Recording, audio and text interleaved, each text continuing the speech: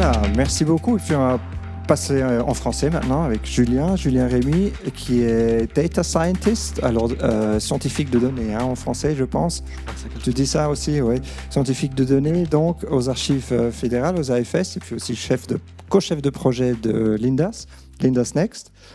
Et puis, tu vas nous présenter le travail que tu as fait avec un chatbot, pour utiliser un chatbot avec Lindas. Tu as travaillé ou tu as fait ta promotion dans le domaine de Linked Open Data. Je crois que c'était à l'université de Bâle. Oui.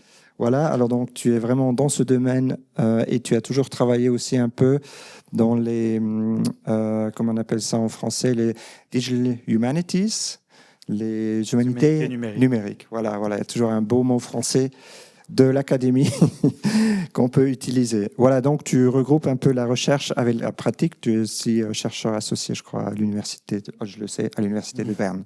Oui. Merci et bienvenue à toi. Merci pour l'introduction. Voilà, pour vous réveiller avant la pause, un peu de français, rien de mieux. Okay. Bonjour à toutes et à tous. Je vais vous présenter donc un prototype de chatbot, mais avant de faire cette présentation vraiment des chatbots, parce que ça sera surtout lors de la breakout session qu'on va faire ça plus tard avec Florian, je vais aussi un peu vous expliquer la genèse et pourquoi le link data est important au niveau de l'administration fédérale, à mon avis, mais surtout aussi du point de vue des archives fédérales suisses. On a eu ce matin, lors du Begrüßung, on a eu quelques informations par rapport à la stratégie 2026-2030. Et donc les archives, et je le répète aussi, c'est important, les AFS ont pour but la traçabilité de l'action de l'État et l'accès le plus ouvert possible aux informations de la Confédération. Et dans la stratégie, au point 2.4, on a justement toute une partie sur les données liées, link data. Oui, on traduit tout en français. On crée une valeur ajoutée pour l'administration fédérale, donc en exploitant sur un monde collaboratif. Et le collaboratif, on a pu le voir déjà ce matin avec les différentes présentations qu'il y a eu. Ce qui est aussi intéressant, c'est qu'on doit établir justement un nouveau modèle de financement et de services. On a vu que c'était techniquement, c'est une chose, mais bien sûr, structurellement et d'un point de vue juridique, c'est tout un tas de questions encore à éclaircir. D'un point de vue un peu plus, pour aller un peu plus dans les détails, et attendez, voilà, il y a 3 points que j'aimerais ici souligner. Tout d'abord, les données liées aux archives, c'est pas seulement une idée tout qui nous est arrivé aux archives fédérales. On s'est dit tiens, le link data, c'est vraiment pour nous. Il y a plein d'autres archives en Europe qui utilisent le link data, plein d'autres aussi institutions du patrimoine qui utilisent ceci. Donc c'est aussi une sorte de enabler, pour parler en bon français, pour nos ressources archivistiques. Une deuxième étape, et ça je crois que ça a été répété plein de fois lors des différentes présentations, une sorte de gagner en efficience, enfin en efficacité, en utilisation multiple, donc pour publier une fois, et lorsque cette publication est réalisée, donc on réduit des coûts liés aux redondances, donc ça c'est l'objectif, disons, final d'un point de vue, voilà, on essaie d'économiser, surtout dans une période où il faut économiser. Un troisième argument, et c'est là où justement le chatbot a toute son importance, c'est de préparer à l'intelligence artificielle. Mais préparer à l'intelligence artificielle, si c'est seulement une hype, c'est un peu embêtant, donc il faut vraiment qu'on structure les données d'une certaine manière, je ne vais pas revenir là-dessus, et on n'a pas forcément envie que tous nos utilisateurs finaux aient des connaissances en Sparkle pour pouvoir avoir accès aux données liées. Donc voilà déjà un petit peu un point d'ouverture. Un deuxième, et pourquoi je vous montre maintenant des bases de données, ça n'a rien à voir avec la présentation, vous vous demandez peut-être, mais en 2008, les archives fédérales ont créé ce format pour la préservation à long terme. Donc peu importe comment les bases de données sont structurées, que ce soit des MySQL, etc. Enfin, on a une façon d'archiver à long terme grâce à ce format CIARD, qui est un format ouvert, qui est utilisé par différentes institutions et différentes archives nationales. Mais voilà comment ça se présente, c'est basé sur du XML, c'est fantastique pour la préservation à long terme, c'est un peu plus embêtant lorsque ces données deviennent à nouveau ouvertes, accessibles au public, et vous voyez bien qu'ici, il faut tout un tas d'outils pour pouvoir en fait retrouver un peu la sémantique et comprendre comment ce qui se cache derrière ces anciennes tables des bases de données. Donc voici un des points qui est important pour nous, c'est justement comment on peut donner un meilleur accès à ces bases de données archivées. À l'interne, c'est des scripts en R qu'on utilise avec RStudio. Un exemple, c'est la base de données PISA. Donc si vous ne savez pas ce que c'est par exemple, imaginez vous êtes encore militaire et vous avez perdu votre livret de service. Donc on a ce genre de requête qui peut arriver à nos collègues et ces bases de données ces séquences de bases de données sont aussi chez nous accessibles, mais du point de vue des collègues, et on va donner les informations. Oui, vous avez bien fait tant de jours, ou oui, vous pouvez aller au Vatican, etc. Donc ça, c'est des informations qui sont tout à fait des requêtes qu'on a régulièrement chez nous.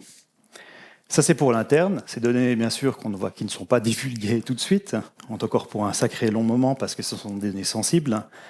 Mais pour les bases de données qui sont déjà libres, là, vous voyez notre accès en ligne. Par exemple, un exemple, si vous voulez avoir des informations sur les statistiques des caisses de pension en 1987, ça existe. C'est archivé chez nous à un niveau de ce qu'on appelle un dossier, mais c'est une base de données qu'on peut télécharger en format zip de plus de 10 mégas. Et vous vous rendez bien compte que c'est un peu compliqué de s'y retrouver de cette manière. Donc si CIARD est idéal pour la préservation à long terme, c'est du XML, c'est finalement un fichier qui est lisible facilement et qui n'est pas propriétaire.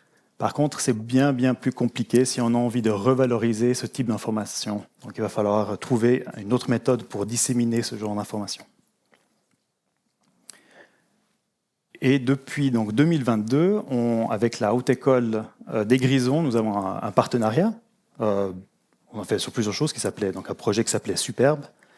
Donc, c'était de fournir conseils et soutien aux archives fédérales pour l'élaboration, publication de nouvelles approches en matière d'archivage de données. Et ce qui a été fait entre l'année passée et en début de cette année, c'était aussi de se poser des questions sur comment pouvait-on mieux valoriser les données de ces bases de données CIARD. Donc, il y a eu plusieurs étapes. La première a été de créer un outil qui s'appelle ici Relational to RDF pour que les bases de données puissent être justement transformées en RDF. La deuxième, ça a été finalement de mettre ces bases de données sur l'INDAS d'un point de vue test, ce qu'on a réalisé. Et la troisième, c'était une sorte de showcase parce qu'il fallait bien prouver justement l'importance de cette valorisation via un outil qui est accessible à toutes et à tous et pas seulement à une poignée de data scientists. Et c'est là qu'on a fait un chatbot RAG avec la Haute École des Grisons. Notamment, l'un des showcases qu'on voulait faire, c'est une enquête de 1799 qui est chez nous, qui s'appelle la Stapfer enquête. Donc ça existe sous forme de site web, ça existe sous forme de données archivées chez nous de façon tout à fait classique. Mais on a aussi un set de données sur l'INDAS qui existe. Et on s'était demandé, d'abord, on pouvait faire un showcase sur ce set de données et après utiliser cet outil, donc ce chatbot, pour absolument toutes les données qui se trouvent sur l'INDAS. Donc, si vous imaginez à ce que ressemble à une base de données à la base, ici, là, vous voyez des possibles colonnes qui existaient, qui existent toujours donc, pour ce Stapfer enquête, donc enseignants, l'école, etc. Et on doit les transformer donc, en RDF. Donc là, il y a plusieurs étapes qui ont été faites.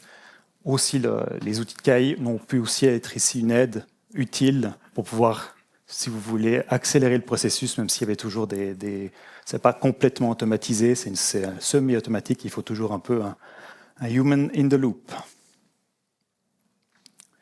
Donc, c'est quelques petites bases de données, il n'y en a pas énormes, finalement, qui sont ouvertes à toutes et tous. Je vais montrer l'exemple de ces caisses de pension de 1987, l'APK. C'est 104 millions de triplets sur Stardoc Test.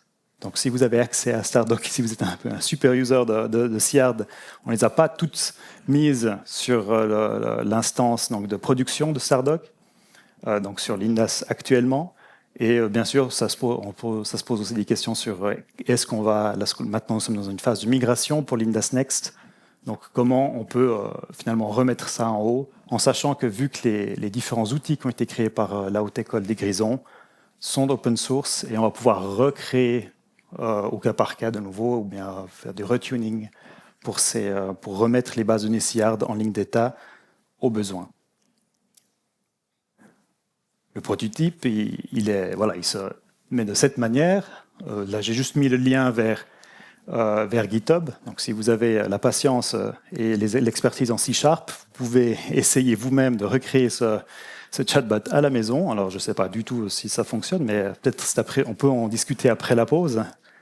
Et l'un des éléments qu'on a trouvé assez important, c'était de recontextualiser certaines choses. Donc, on pose des questions au chatbot. Donc, déjà, le but, c'est d'essayer d'avoir quelque chose d'assez spécifique, de ne pas demander au chatbot de faire une requête Sparkle sur absolument tous les triplets qui s'y trouvent, mais de plutôt cibler, par exemple, sur un set de données, sur certains types de shared dimensions qui ont été aussi évoqués plus tôt ce matin.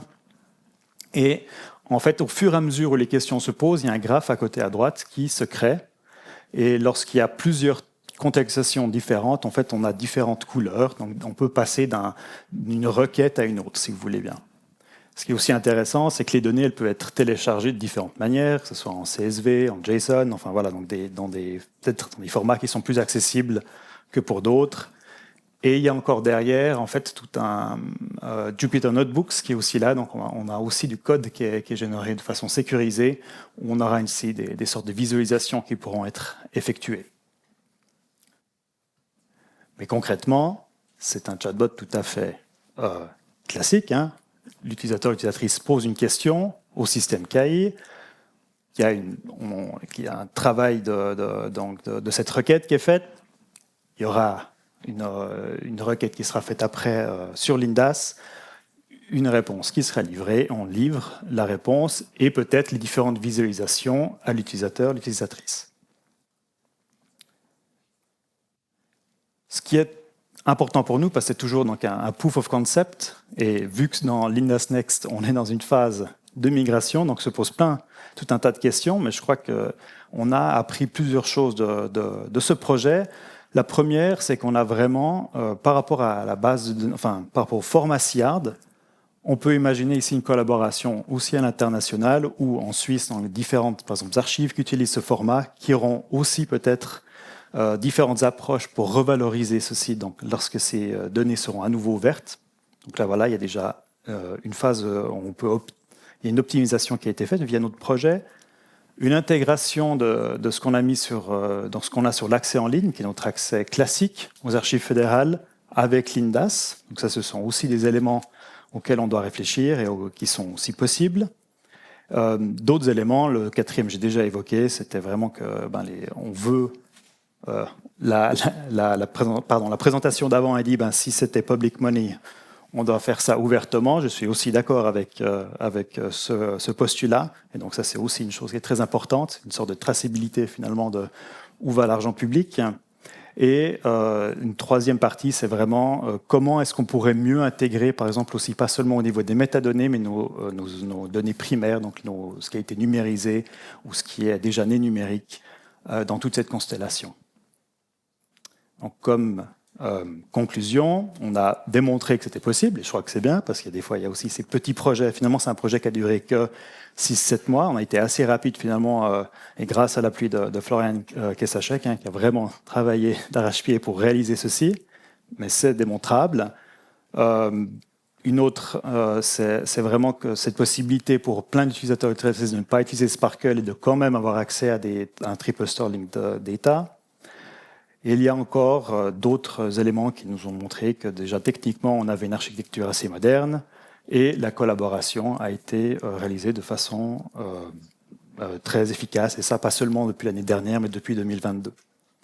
Donc pour les chanceux qui seront dans notre breakout session, on vous montrera vraiment comment ça se passe. Vous voyez, je n'ai pas vraiment eu le temps de vous mettre toutes les informations et je suis ravi si vous avez encore des questions, et je n'ai pas envie de vous prendre trop longtemps parce que je sais qu'il y a bientôt une pause. Merci beaucoup.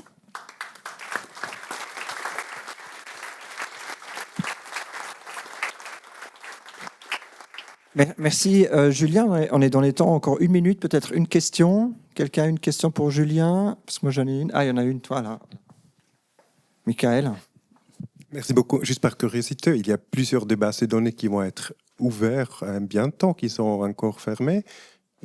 On a une idée combien c'est? Donc des différentes bases de données qui seront bientôt ouvertes. faut que je regarde parce qu'il me semble que cette année, de l'année dernière à cette année, il me semble pas que ça a bougé. On en est toujours à 8. Mais oui, on en a. Il faudrait que je regarde les chiffres. Combien de bases de données s'il y a? On en a beaucoup, beaucoup plus. Mais la plupart sont encore fermées. L'exemple, par exemple, de PISA des données de l'armée, c'est que chaque année, en fait, c'est incrémental.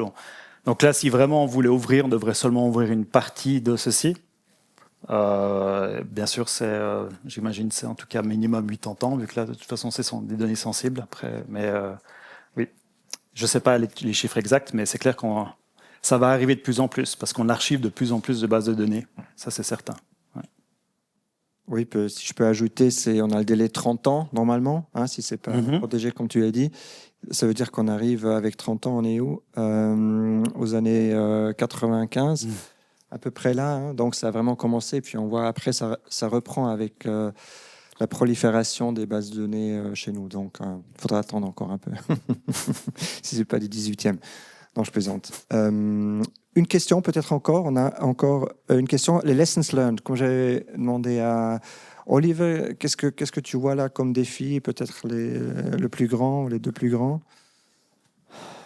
Je pense le plus grand, c'est que finalement on a montré que c'était possible. J'ai aussi fait exprès de ne pas montrer l'URL du prototype qui existe, parce que je sais que si maintenant 160 personnes se mettent sur le chatbot, on n'a pas les capacités pour assumer ça. Donc c'est ce type de défi qu'on a, c'est de ne pas montrer seulement une preuve de concept d'un chatbot, mais pour qu'il soit, pour qu'il n'y ait pas seulement 10 ou 100, 60 personnes, mais des milliers de personnes qui peuvent utiliser en même temps. Là, c'est un des défis vraiment important là, qui nous attend. Un autre qui est peut-être aussi intéressant, c'est qu'on a différents types de chat ou chatbots au sein des archives fédérales. Donc peut-être que là, on peut aussi imaginer une sorte de stratégie à différents niveaux. Une autre leçon qui me semble intéressante, c'est que sur Lindas, on a les métadonnées de notre système d'archives d'AIS. On pourrait aussi imaginer une connexion à ce niveau-là. Ouais. Tout à fait. Donc, merci beaucoup. Et puis, encore une fois, on t'applaudit. Et puis, on applaudit la session parce qu'on arrive à la fin.